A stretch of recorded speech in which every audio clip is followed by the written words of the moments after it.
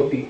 اب یہاں پر ایک بات اور دیکھتے آپ چلے, یہ آیت پہ بہت ساری تفصیلات ہے, اگر اس میں بہت گہرائی میں آپ جائیں, جتنا آپ اس میں غوطہ زن ہوں گے اس آیت کی تشریح میں اور مفسرین کے کلام کو دیکھیں گے تو اتنے نقاط آپ کے سامنے ظاہر ہوتے جائیں گے. اب یہاں پر ایک چیز اور دیکھیے, خطاب مشرکین سے تھا. مشرکوں کو کہا گیا کہ میں تمہاری طرح ہوں, اور ایمان والوں کو کیا کہا گیا؟ ایکم مثلی, تم میں مجھ جیسا کوئی نہیں ہے, میرا رب مجھے کھلاتا ہے, میرا رب مجھے پلاتا ہے. اب پوری تاریخ میں صرف ایک بات پوچھنا چاہتا ہوں تمام جماعت اہل حدیث سے اور تمام وہ دیوبندی حضرات سے جو نبی کو اپنی طرح بشر کہتے ہیں, انسان سمجھتے ہیں, کہ چلیے قرآن میں تو یہ ہے اللہ کے نبی کا کلام, اللہ کے زبان, اللہ کے نبی کی زبان سے کہلوا دیا گیا کہ میں تمہاری طرح بشر ہوں. تو قرآن میں آپ کو جگہ جگہ یہ تو ملے گا کہ کفار نے اور بھی پہلے کے انبیاء کو اور نبی پاک صلی اللہ علیہ وسلم کو خود یہ بار بار کہا کہ ہم آپ کو کوئی خاص نہیں سمجھتے, آپ ہے صرف ہماری طرح بشر, ہماری طرح ایک انسان ہے. یہ کفاروں کا جملہ قرآن میں جگہ جگہ آیا ہے, آپ ہماری طرح ایک انسان ہے. اللہ کو اگر اپنا کلام بھیجنا ہی ہوتا تو فرشتے کو بھیجتا. تو یہ اپنی طرح کہنا یہ کس کا طریقہ تھا؟ مشرکین کا. اب میں پوری جماعت والوں سے پوچھتا ہوں کہ آپ کوئی ایک صحابی ایسا بتا دو جس نے اپنی پوری زندگی میں کہا کہ محمد آپ میری طرح, بات ختم ہو جائے گی.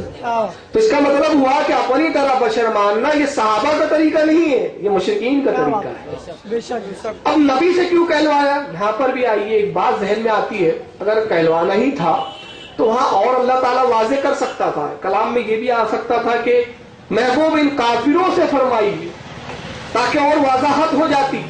لیکن قرآن نے اس چیز کو مبہم رکھا, چھپی ہوئی رکھا. یہ نہیں بتایا جا رہا یہ خطاب کس سے. اس کی وجہ کیا ہے؟ تاکہ ایمان والوں اور منافق اور کفاروں میں تمیز خود پیدا ہو جائے. تو اب تم دیکھ لو کہ جو کہے نبی ہماری طرح نہیں, سمجھ لو صحابہ کی سیرت پہ چل رہا ہے, اور جو کہے نبی ہماری طرح سمجھ لو مشرکین کی سیرت پہ چل رہا ہے. یہ آپ کو پرکھنے کے لیے اس کو مبہم رکھ دیا گیا کہ آپ اس کو خوب اپنی طرف سے پرکھ لیں. ایک چیز اور آئیے, اب اس میں ایک مثال دیتا ہوں. ہمارے علماء کرام اس کو کئی جگہ بیان کرتے ہیں, اور تفسیر البیان میں علامہ اسماعیل حقی نے بڑی پیاری مثال دی اس میں, اور اسی طرح حضرت امام علامہ آلوسی رحمۃ اللہ علیہ نے تفسیر المعانی میں بھی اس کو بیان کیا ہے. اور وہ کیا بیان کرتے ہیں؟ وہ ایک دلیل دیتے ہیں, ایک مثال دیتے ہیں, اور وہ مثال بڑی واضح کر دیتی ہے اس آیت کریمہ کو. مثال یہ دی جاتی ہے کہ جب ایک بڑا اپنے کسی چھوٹے کے تعلق سے رائے قائم کرتا ہے تو وہ سند بن جاتی ہے. اب اس کو میں بہت آسانی سے سمجھا دیتا ہوں. اور جب بڑا اپنے تعلق سے کچھ بات کرتا ہے چھوٹی, تو وہ عاجزی اور انکساری بنتی ہے. اب اس کی ایک میں مثال دے دوں کہ جیسے مان لیجئے حضور تاج الشریعہ حضرت علامہ اظہری میاں یہاں آ جائے, اور وہ جلسہ کا ہو, اور جلسے میں بھی تقریر میں کھڑے ہو, اور کھڑے ہو کے کہے کہ بھائی میں ایک حقیر فقیر گناہگار ہوں, میری کیا حیثیت.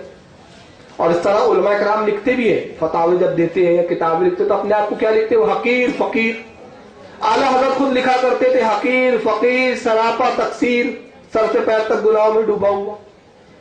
تو اب جب یہ بڑا کہتا ہے تو ہم کیا یہ تصور کر لیں گے, ہم مان لیں کہ ہاں یار یہ واقعی گناہگار ہے, اور پھر اپنے بڑوں کو ہم یہ کہتے پھرے صحیح گناہگار, ارے وہ گناہگار مولانا آ گئے, گناہگار مولانا بول رہے تھے, گناہگار مولانا بیٹھے ہوئے ہیں. کیوں؟ اور انہوں نے خود کہا میں گناہگار ہوں, میں حقیر ہوں, میں فقیر ہوں. تو آپ نہیں کہیں گے. ہر عقل مند آدمی سمجھ لے گا کہ جب بڑا اس طرح کی بات کر رہا ہے تو وہ عاجزی اور انکساری کر رہا ہے, وہ خاکساری بیان کر رہا ہے. در حقیقت وہ تو بہت بلند مقام پر ہے, عظیم ہے, فضیلت رکھتا ہے, مگر عاجزی کے طور پر وہ کہہ رہا ہے کہ میں تو حقیر ہوں, فقیر ہوں. مگر ایک بڑا کسی چھوٹے کے تعلق سے کہے ارے یہ تو حقیر ہے, اس کو کوئی سمجھتا نہیں, یہ پاگل ہے, یہ دیوانہ ہے, یہ گناہگار ہے, تو لوگ کہیں گے ہاں یار یہ بڑا ہے. بڑا جب کہہ رہا ہے تو اس میں بات میں وزن ہے, یہ سند ہے. اب یہاں یہ قرآن عظیم کی اسی آیت کی طرف اور اس مثال کو ذہن میں رکھے تو بات واضح ہو جاتی ہے کہ قرآن میں اللہ نے خود نہیں فرمایا کہ محبوب آپ بشر. قرآن میں اللہ نے نہیں فرمایا. کیوں؟ اگر اللہ فرما دیتا تو یہ سند بن جاتی, دلیل بن جاتی. محبوب آپ کہیے تاکہ عاجزی اور انکساری کہلائے, میں کہوں گا تو سند بن جائے گی. تو اللہ نے نہیں فرمایا کہ آپ ہم بشر ہیں, بلکہ کہا کیا ہے, جب بھی نبی کو خطاب کیا ہے تو القبات سے خطاب کیا, یا ایل نبی فرمایا کہیں, یا ایل مدثر فرمایا کہیں, کہیں انا ارسلناک شاہدا مبشرا و نذیرا فرمایا کہیں, کہیں فرمایا وما ارسلناک الا رحمتا للعالمین. اذا جاء والضحى وہ مطلب بہت ساری ایسی آیتیں جو فضیلت پہ آپ دیکھتے جائیں. اور ایک بات میں اور کروں، علامہ آلوسی فرماتے ہیں کہ قرآن میں جہاں جہاں نبی کو خطاب ہے دیگر انبیاء کے نام کے ساتھ ہے، مگر جب بھی نبی کو خطاب ہے محبت میں القاب کے ساتھ.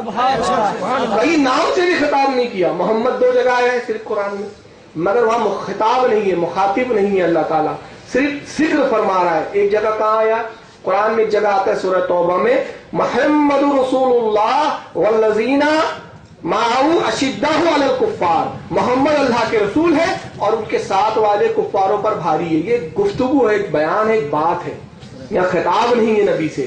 اور دوسری جگہ کہاں محمد لفظ آیا قرآن میں؟ ما کان محمد ابا احد من رجالکم ولکن رسول اللہ وخاتم النبیین. محمد تمہارے مردوں میں سے کسی کے باپ نہیں ہے بلکہ وہ اللہ کے نبی ہے، برگزیدہ نبی ہے، اور نبیوں میں سب سے خاتم ہے، آخر ہے.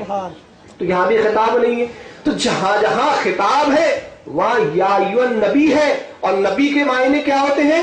نبی کے معنی مواہب اللدنیہ میں امام قسطلانی نے اور امام غزالی نے احیاء العلوم میں فرمایا غیب کی خبر دینے والا. تو جب جب خطاب ہو رہا ہے یا ایھا النبی تو کہا جا رہا ہے اے غیب کی خبریں دینے والے، اے چھپی ہوئی باتوں کو ظاہر کرنے والے. تو یہاں محبت کا تقاضا، محبت کا اظہار. اور جب بشریت کی بات آ رہی ہے تو اللہ خود نہیں فرما رہا ہے کہ محبوب آپ بشر ہے، بلکہ کہتا ہے کل آپ فرمائیے. کیا بات، سبحان اللہ. اور محبوب آپ کیوں فرمائیے؟ اس لیے کہ جب لوگ آپ کو عاجزی کرتے ہوئے دیکھے تو باوجود اس کے کہ وہ کل اگر اللہ تعالیٰ انہیں بلند مقام عطا کرے تو آپ کی سنت اور آپ کی سیرت میں انہیں بھی عاجزی کرنا آ جائے، انہیں بھی خاکساری کرنا آ جائے. تو ہمارے علماء کرام نبی کی سنت میں ہی کہا کرتے ہیں ارے ہم تو کیا ہے بھائی، حقیر ہے، فقیر ہے، سراپا تقصیر ہے، لیکن در حقیقت وہ ہمارے سروں کے تاج ہے. بے شک. تو یہ ایک چیز ہے کہ یہاں پر دیکھیے عاجزی اور انکساری کے طور پر کہلوایا گیا. اب آئیے ایک چیز اور میں آپ کو بتاتا چلوں کہ یہاں نبی کو بشر کہا تو اگر ہم تھوڑے دیر کے لیے مان لیں کہ نبی بشر کہا، اللہ نے ہی کہا، مان لیتے، یا کہلوایا بھی تو اس میں مرضی الہی ہے اور یا ظاہراً مفہوم بشر ہی ہے، تو اس کے لیے کوئی کنفیوژن کی ضرورت نہیں ہے. اس لیے نہیں ہے کہ ہمارا عقیدہ کیا ہے، پہلے اس پہ غور کرنا چاہیے. ہمارا عقیدہ یہ ہے کہ نبی پاک حقیقتاً نور ہے اور مجازاً بشر ہے. 2 حیثیتیں ہیں نبی کی. تو اگر دنیا میں جب آپ چل پھر رہے ہیں، کھا پی رہے ہیں، تو یہ بشری حالت ہے آپ کی. تو یہاں بشر کہنا یہ عین حالات کے مطابق ہے، مگر حقیقتاً آپ نور ہے. تو وہاں نور جو ہے اللہ کے قرب خاص میں ہے تو آپ نوری ہے، وہاں بشر نہیں ہے، اس لیے کہ اللہ کی بارگاہ میں بشر کی رسائی نہیں ہے. تو یہ 2 حیثیتیں ہیں نبی کی. اور نور ہو کے بشر ہونا یہ خلاف قرآن نہیں ہے، خلاف حدیث نہیں ہے. سمجھ رہے آپ؟ اب ایک اعتراض اس پر، یہ تیسرا اعتراض کیا جاتا ہے. یہ 2 اعتراض ہوگا. تیسرا کیا کہ اگر نبی بشر نہیں ہے تو پھر نبی کھاتے پیتے بھی ہیں، نبی کے بھی 2 ہاتھ نظر آتے ہیں، نبی کے بھی زبان نظر آتی ہے، نبی کا بھی چہرہ ہے، نبی کی بھی آنکھیں ہیں، کان ہے، ناک ہے، سارے اعضاء انسانی ہیں. اور قرآن نے نبی کو انسانی فرمایا. تو جب یہ انسانی ہے اور چلتے پھرتے دکھتے ہیں، کھاتے پیتے دکھتے ہیں، تو پھر آپ نے کیسے مان لیا کہ نبی نور ہے؟ اس تعلق سے اور ایک کتاب میں بتاتا چلوں، یہ ہے میرے ہاتھ میں، یہ حدیث نہیں ہے. یہ کتاب کا نام ہے ڈاکٹر سعید احسن عابدی. یہ اہل حدیث کے عالم ہیں، انہوں نے کتاب لکھی. اس میں انہوں نے لکھا کہ رسول اللہ کے تعلق سے جو نور کا عقیدہ رکھا گیا ہے وہ جائز نہیں ہے رکھنا، اور یہ شرک ہے.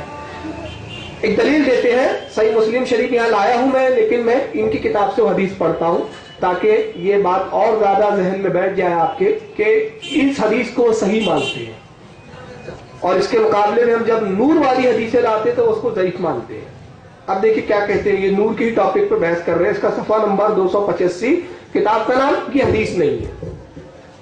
لکھتے ہیں کہ ایک دوسری صحیح حدیث میں، پہلے ایک حدیث بیان کی انہوں نے، اب یہ کہتے ہیں کہ ایک دوسری صحیح حدیث میں جسے امام مسلم نے اپنی صحیح میں ام المومنین عائشہ صدیقہ سے روایت کیا ہے کہ نبی پاک صلی اللہ علیہ وسلم نے فرمایا نور سے فرشتوں کی تخلیق ہوئی ہے، نور سے فرشتوں کی تخلیق ہوئی ہے. حدیث کے الفاظ یہ ہے، حدثنی محمد بن رافع، محمد بن رافع نے ہم سے حدیث بیان کی، عبد بن حمید، اور عبد بن حمید نے بیان کی ان سے، قال عبد، اور ان سے حضرت امام عبد کہتے ہیں، اخبرنا، مجھے خبر دی.